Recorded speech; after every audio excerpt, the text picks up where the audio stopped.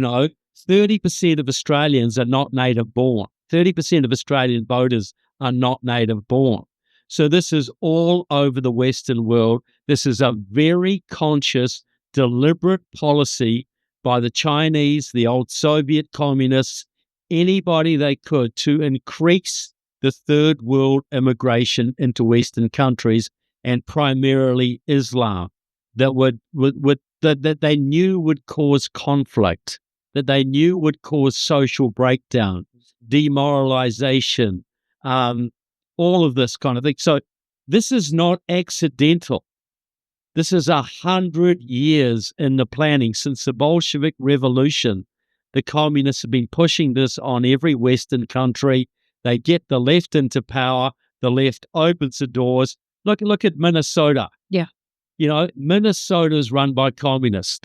From the communist Finns who came to Minnesota in 1905, who were kicked out of the Russian Empire, to all the communist politicians they've had there, they made Minnesota a magnet for Muslim migrants.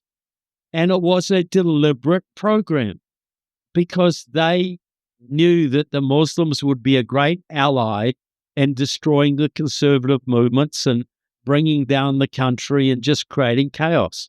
So we've got to understand the left has always paved the way for this big upsurge of Islamic migration to the West and third world migration in general, but particularly Islamic. And so now we're seeing the fruits of that in Europe, but parts of America are not far behind, as we see with Mandami, as we see with Omar Fateh, who's running for mayor of Minneapolis, as we see in the city in New Jersey, which is the Muslim city there now, as Patterson, as we see in Hamtramck, as we've seen for years, and other parts of Michigan.